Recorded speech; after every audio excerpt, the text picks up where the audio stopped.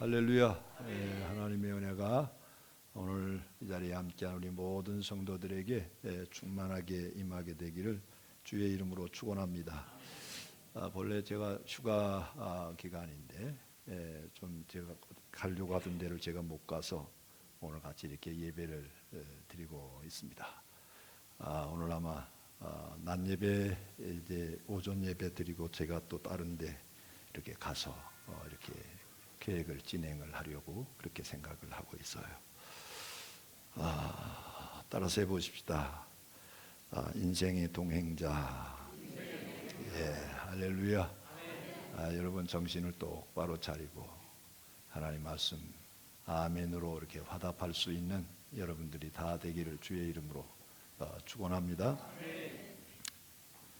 여러분 흔히 우리 인생을 가리켜서 광야로 비유를 하는 경우가 많습니다. 그래서 광야 같은 인생이다 이런 말들을 하죠. 광야는 우리 인생과 아주 흡사합니다. 광야는 막막해서 방향조차 가늠하기 어려울 때도 있고 언제 어디서 무슨 일이 생길지 모릅니다. 방송실 여기 지금 하우링이 많이 생겨요.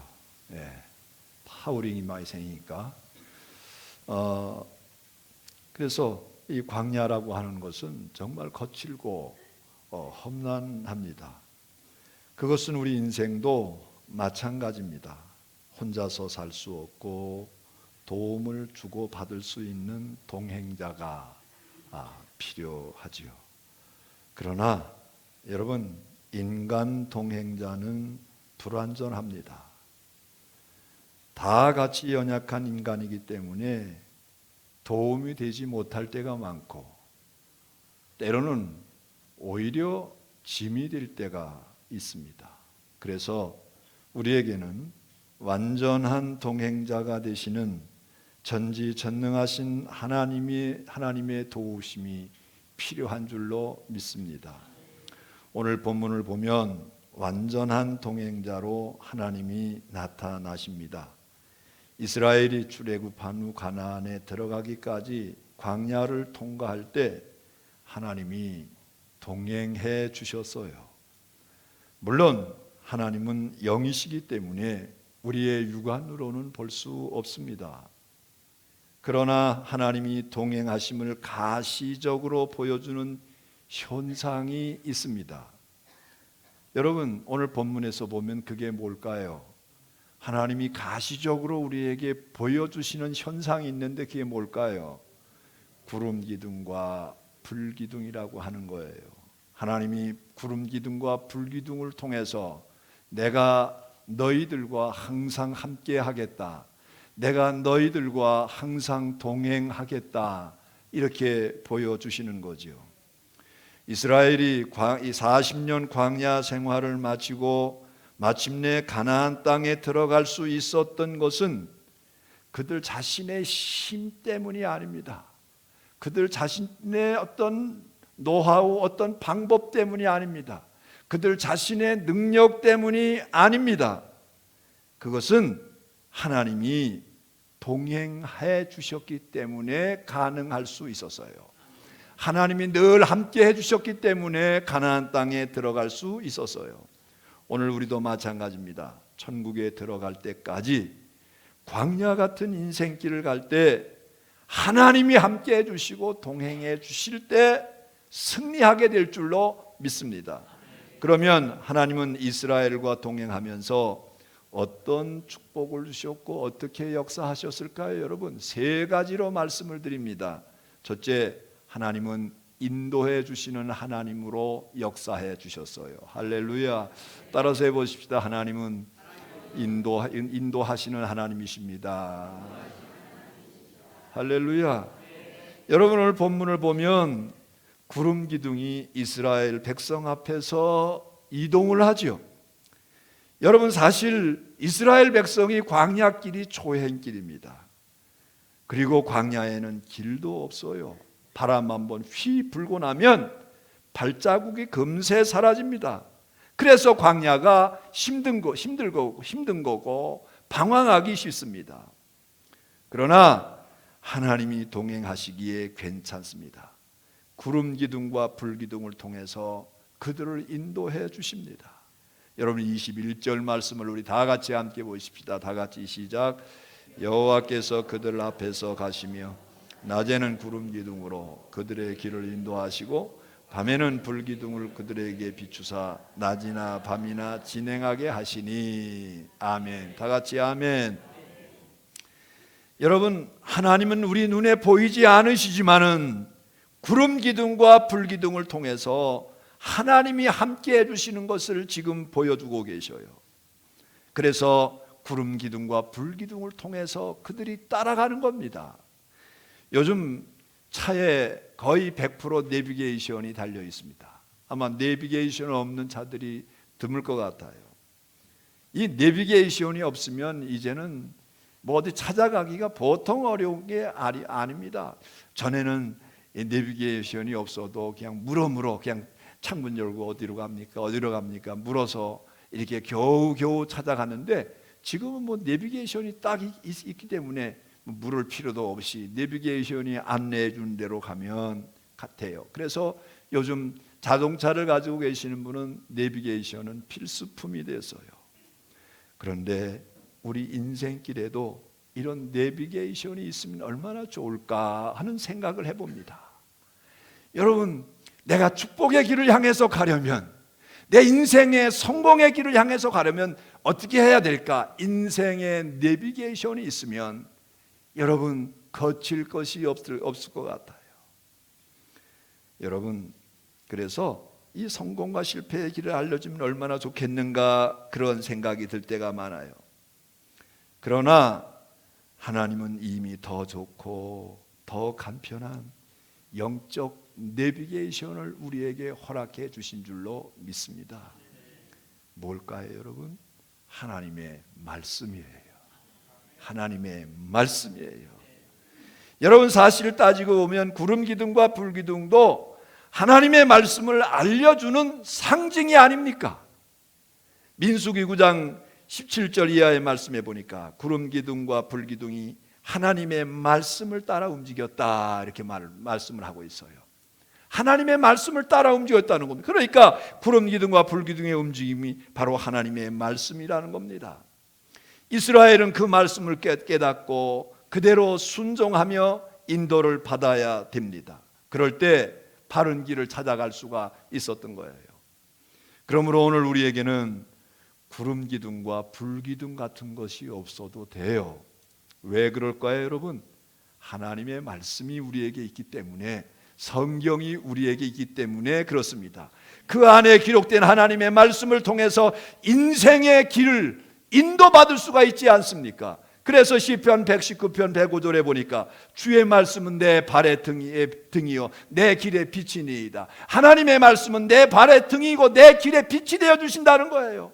하나님의 말씀이 등불처럼 우리 앞길을 비춰주신다는 겁니다.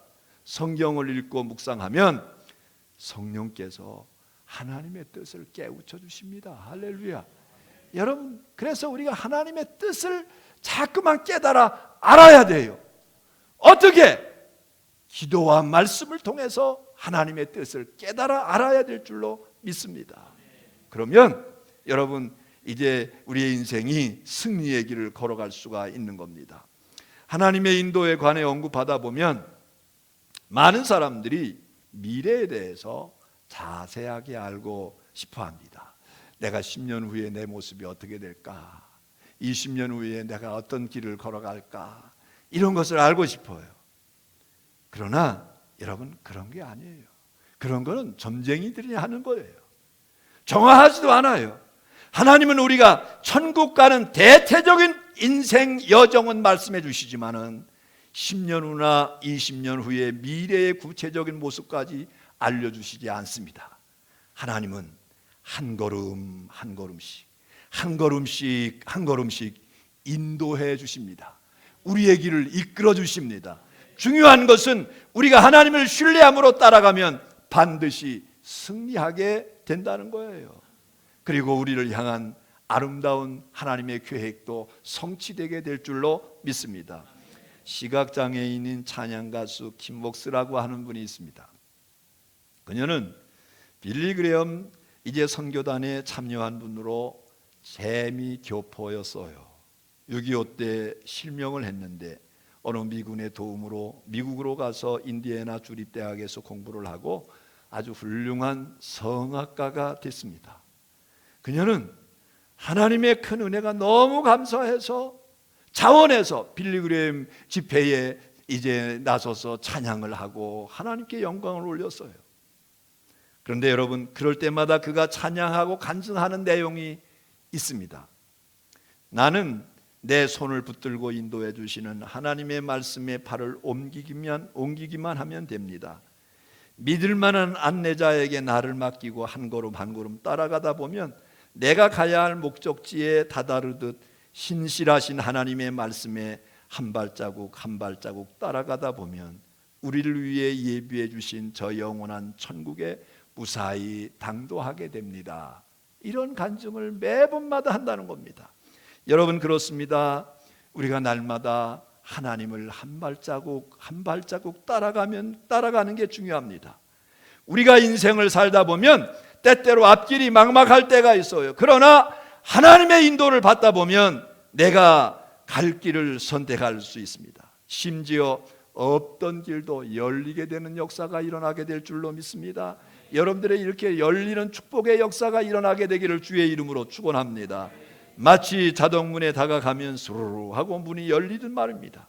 아무쪼록 저와 여러분도 한 걸음 한 걸음 하나님의 인도를 받아서 하나님이 예비하신 놀라운 그 인생길을 활기차게 힘있게 걸어갈 수 있는 우리 성도들이 다 되기를 주의 이름으로 축원합니다. 축원합니다.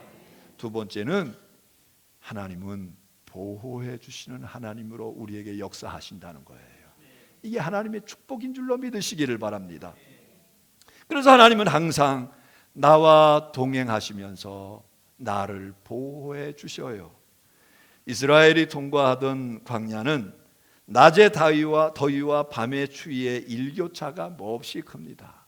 이스라엘 다녀오신 분들은 아시겠지만은 낮에는 무섭게 뜨겁습니다. 그런데 밤만 되면 서늘한 바람이 불어가지고 위에다가 뭐를 걸쳐야 이제 이렇게 몸 보호가 될 수가 있어요. 그렇게 일교차가 큽니다. 그런데 구름 기둥과 불 기둥이 그들을 보호했어요. 낮에는 너무 덥기 때문에 구름 뒤에 구름으로 그들을 만들어서 시원하게 해 주었고, 밤에는 불을 비춰서 따뜻하게 해 주었어요. 하나님께서 냉난방을 책임져 주신 거죠. 할렐루야. 그런데 수시로 위험한 상황이 벌어집니다. 언제 어떤 때 무슨 일이 나갈지 모릅니다. 특별히 출애굽기 24장을 보면 어떤 일이 벌어집니까? 애굽의 바로 왕이 계속 그들에게 내리는 재앙이 두려워서 막상 이스라엘은 풀어줬는데 노동력을 다 잃었다고 생각을 하니까 배가 아파서 견딜 수가 없어요. 그래서 다시 군대를 동원시킵니다. 추격을 하죠. 여러분, 이스라엘 백성들이 지금 진퇴양난입니다. 앞에는 홍해가 딱 가려놓여 있어요. 뒤에는 누가 쫓아온다고요? 애굽의 철병거들이 이스라엘을 이제 쫓는 거예요.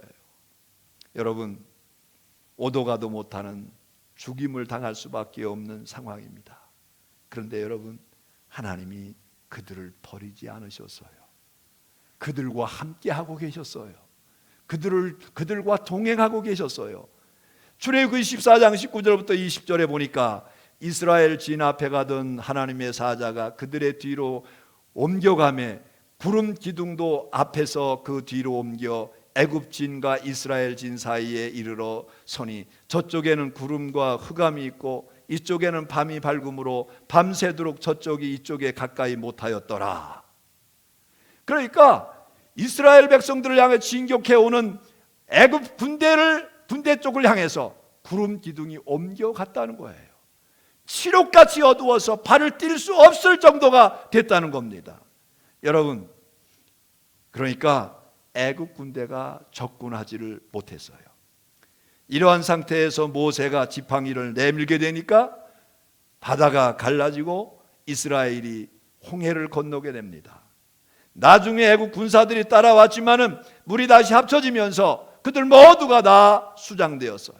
이때 구름 기둥이 뒤로 이동했다는 것은 하나님이 배후가 되셔서 백이 되어 주셔서 보호해 주셨다는 겁니다. 여러분, 그렇습니다.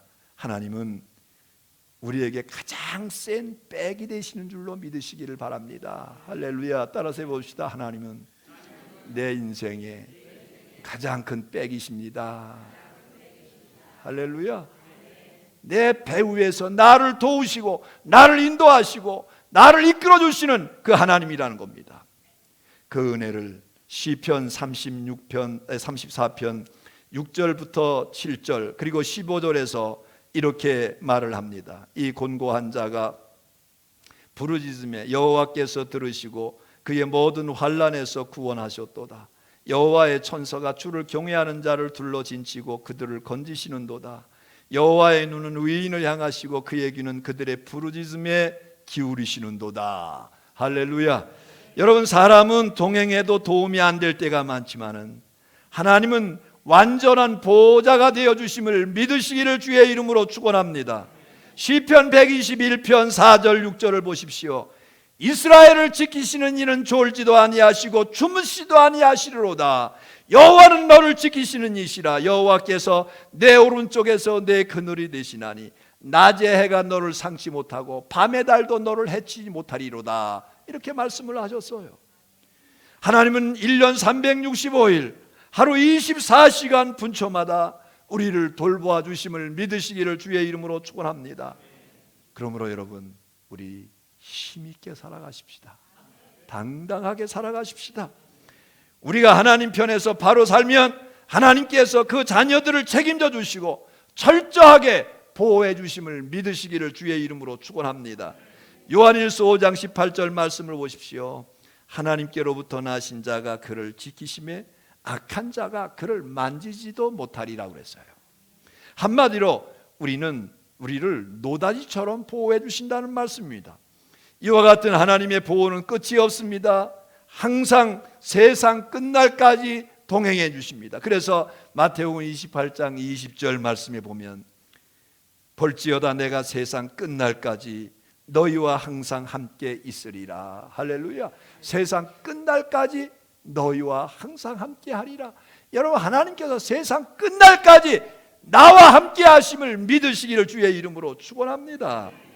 여러분, 육신으로는 부활 승천하셨지만 성령을 통해서 우리 주님은 지금도 나와 함께 하시고 동행해 주시는 동행자가 되어 주시는 줄로 믿으시기를 바랍니다. 여러분, 살아계신 하나님을 믿습니까? 정말 하나님을 믿습니까? 하나님은 우리 형편에 맞춰서 얼마든지 도와주시고 보호해 주심을 믿으시기 바랍니다. 그러므로 어떤 경우에도 낙심하지 말고 하나님을 의지하여 승리할 수 있는 우리 성도들이 다 되기를 주의 이름으로 축원합니다. 세 번째, 우리 하나님은 교제하시는 하나님으로 역사해 주셔요. 우리의 끊임없이 우리를 교제해 주셔요. 만나 주시고 위로해 주시고 새 힘을 주십니다. 문제는 인간의 고독은 인간과의 교제만으로는 불충분하다는 겁니다. 인간은 영적인 존재이기 때문에 하나님과 사랑을 나누고 교제할 때 그 고독을 이길 수가 있습니다. 여러분, 모세를 보세요. 그는 이스라엘 백성들과 어울려서 광야를 통과했지만은 소위 말해서 그에게는 지도자의 고독이 있었어요. 지도자로서의 고독. 누구에게 말할 수 없고 누구에게 털어놓을 수 없는 외로움이 그에게 있었어요. 소위 지도자의 고독인데, 이때 여러분, 모세는 어떻게 했을까요? 여러분, 하나님과 대면했다는 겁니다. 하나님과 교제했다는 겁니다. 출애굽기 33장 11절에 보니까 사람이 자기의 친구와 이야기함과 같이 여호와께서는 모세와 대면하여 말씀하시며, 모세는 하나님과 대면하면서 마치 사람과 사람 사이에 대화하듯이 그렇게 교제를 나누었다는 거예요. 모세는 구름 기둥 가운데 임하신 하나님과 교제하는 가운데 얼마나 큰 기쁨과 평안을 얻었는지 모릅니다. 그리고 새 힘을 얻었어요. 여러분, 미국이나 선진국에서 가장 많이 팔리는 약이 수면제나 신경안정제 또는 아스피린이라고 그래요. 미국의 경우 수면제는 하루에 평균 1900만 알 정도가 판매가 된다고 그래요. 어마어마한 숫자입니다. 아스피린은 1년에 750억 알 정도 팔린다고 그래요. 여러분, 이것은 현대인들에게 두통이나 불안, 고독이 얼마나 큰가를 말해줍니다. 이런 문제를 해결하는 것은 하나님을 만나고 위로를 받는 것 외에 다른 방법이 없습니다. 그러므로 하나님 앞에 가까이 나가서 영적인 교제를 나누어야 돼요. 그래서 하나님의 은혜를 받아야 되고 하나님의 위로하심이 우리 가운데 있어야 될 줄로 믿습니다. 말씀과 기도로 하나님을 만날 수 있게 되기를 바랍니다. 그럴 때 영혼 가운데 평안과 기쁨이 충만하게 될 줄로 믿습니다. 바울의 경우를 보십시오. 그는 항상 목숨의 위협을 받았어요. 바울을 죽이려고 하는 그런 유대인들이 수백 명이 밤낮을 가리지 않고 바울을 찾아다녔어요. 그도 인간인데 얼마나 두렵고 외롭겠습니까, 여러분? 그런데 그때마다 살아계신 하나님을 의지하면서 신령한 교제를 나누면 새 힘을 얻고 그 새 힘을 얻어서 승리할 수가 있었어요. 사도행전 23장 11절을 보십시오. 그날 밤에 주께서 바울 곁에 서서 이르시되 담대하라. 내가 예루살렘에서 나의 일을 증언같이 로마에서도 증언하여 하리라 하시니라. 여러분, 이날 밤도 이제 자신의 신변의 위협을 느끼면서 하나님과 교제하는 그런 시간이었어요. 그런데 하나님께서 바울에게 나타나셔서 담대해라, 담대해라. 내가 이제 나의 일을 증언해야 되는데 로마에서까지도 내가 내 이름을 증거하게 될 것이다. 그러면서 힘을 주셨어요. 이렇게 바울은 주님을 의지함으로 결국 로마에까지 가서 복음을 전하다가 순교의 제물이 된 줄로 믿습니다. 바울이 이렇게 위대한 승리에 할 수 있었던 그 원동력은 하나님과 늘 교제하는 영성에 있었던 겁니다. 여러분, 어느 목사님의 군대 이야기입니다. 이 목사님이 참 소위 말해서 FM 그런 사람이었어요. 아주 원칙적인 것을 중시하는 사람이었어요. 그래서 이왕 군대 왔는데 어떻게 하면 군대 생활을 잘 할 수 있을까 생각을 하다가 그래, 기도가 정답이야, 이게 결론을 내렸어요. 국리 끝에 매일 2시에서 4시 사이에 불침번을 서게 해달라고 중대장에게 부탁을 했어요. 여러분, 2시부터 4시 사이면 가장 곤하게 잘 수 있는 그런 시간 아니에요? 그런 시간에 여러분, 군대 갔다 오신 분은 아시겠지만 불침번이라고 아니면 보초라고 깨우면 정말 환장하겠어요. 그냥 잠은 쏟아지는데 고참병이 되면 그냥 인상도 쓰고 소리도 지르는데 쫄병들 보셔요. 여러분, 말 한마디 못하고 펄떡펄떡 일어나야 되죠. 그런데 이분이 2시부터 4시 사이에 제가 고정 불침번을 서겠습니다. 그리고서 이제 중대장에게 이렇게 요청을 했던 거예요. 중대장도 그 시간에 가장 하기 힘든 그런 근무 시간이니까 그냥 좋게 생각을 해서 받아줬던 거예요. 중대장이 하루는 왜 이 친구가 남이 그렇게 싫어하는 시간대에 이렇게 근무를 자초했는가, 이걸 이제 궁금해서 몰래 가서 몰래 이렇게 보는 겁니다. 그런데 이분이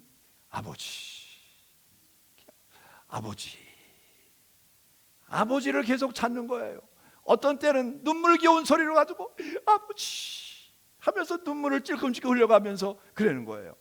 이 중대장이 이 친구가 이게 틀림없이 아버지에게 무슨 병고가 있구나, 아버지가 뭐 위독하든지 아니면 아버지한테 어떤 일이 있구나.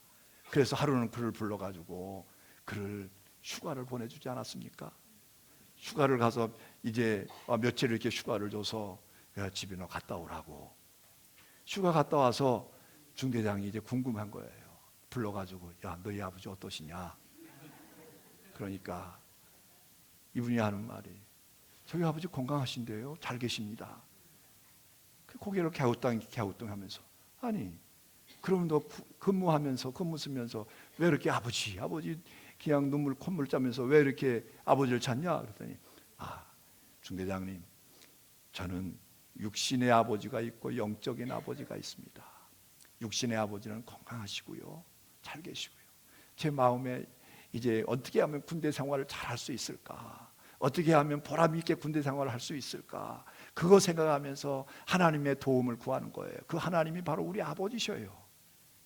여러분, 해프닝이지만은 그 기도 시간 덕분에 날마다 새 힘을 얻고 힘든 군대 생활을 잘 맞출 수 있었다는 겁니다. 우리가 힘들고 고독할 때나 기쁘고 즐거울 때나 여러분 항상 하나님과 교제에 힘쓸 수 있는 여러분들이 되기를 주의 이름으로 축원합니다. 하나님은 우리와 교제하는 것을 아주 좋아하셔요. 그래서 스바냐 3장 17절에 보니까 너희 하나님 여호와가 너희 가운데 계시니 그는 구원을 베푸실 전능자이시라. 그가 너로 말미암아 기쁨을 이기지 못하시며 너를 잠잠히 사랑하시며 너로 말미암아 즐거이 부르며 기뻐하시리라 하리라. 이렇게 말씀을 했어요. 하나님께서는 이렇게 자녀들과 교제하는 것을 너무 좋아하십니다.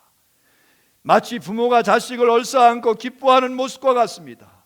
우리는 슬플 때나 기쁠 때나 외로울 때나 슬플 때나 항상 하나님과 교제해야 됩니다. 그럴 때 하나님께서 우리에게 힘을 주시고 능력을 주실 줄로 믿습니다.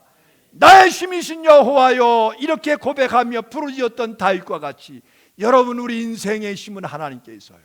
그 하나님과 깊은 교제를 나누셔서 그 하나님께 주시는 힘과 능력으로 여러분들의 인생길의 승리자가 되기를 주의 이름으로 축원합니다. 여러분, 우리 인생은 광야를 가는 것과 같습니다. 동행이 반드시 필요합니다. 사랑하는 사람들과 여러분 동행하기를 힘쓰십시오. 친밀감을 가지면서 사랑하는 사람들과 함께 교제를 나누면서 동행하십시오. 그러나 인간의 동행은 불완전합니다. 우리에게는 하나님과 함께하는 동행이 절대 필요합니다. 그것은 세상에서 가장 아름다운 동행입니다. 부디 아름다운 동행으로 광야 인생을 넉넉하게 승리하며 살아갈 수 있는 우리 성도들이 다 되기를 주의 이름으로 축원합니다. 축원합니다. 기도하십시다. 전능하신 우리 하나님 아버지,